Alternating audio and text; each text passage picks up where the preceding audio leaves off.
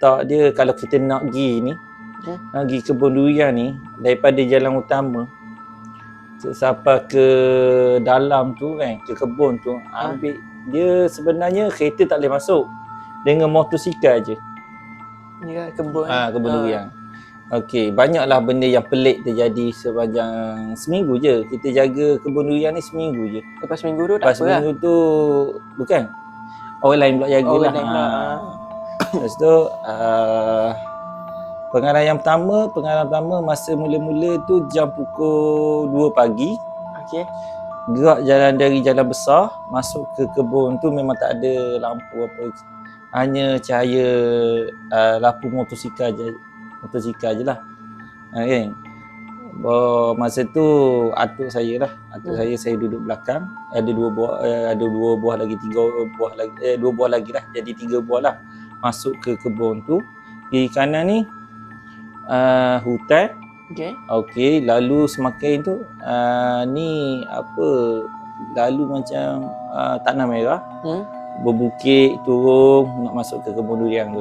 Oh, jauh kan? Jauh jugalah. Lepas tu sampai satu tempat tu kita berhenti. Terkejut. Kita tengok ni benda yang pelik yang sekali dia berkata pelik, benda terperanjat kita lah. Tengok tak berani nak pergi. Ada benda tengok. Ada ular sawa duduk melintang dekat ni laluan. Laluan tu ada melintang tu. Tak bergerak. Kita nak balik dah jauh dah masuk ke dalam. Nak masuk terpaksa lah. Rasa jugalah lalu ikut tepi-tepi tu. Tepi tu. Tapi ular sawa tu kita tak nampak ujung kepala dia. Dia tengah-tengah. Panjang dia tu, jalan kita ni adalah lebar dia adalah dalam 2 meter. Jadi ujung kepala dia dah masuk ke dalam semak.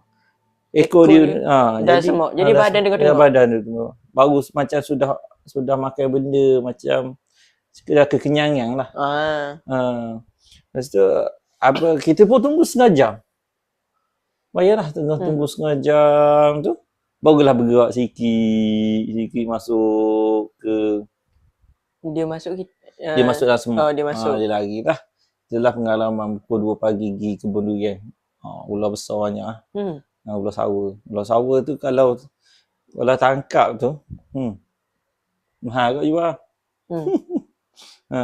Tapi taklah, memang dia lari macam tu. Yang kedua pula, masa tunggu durian tu, dekat kebun durian tu kita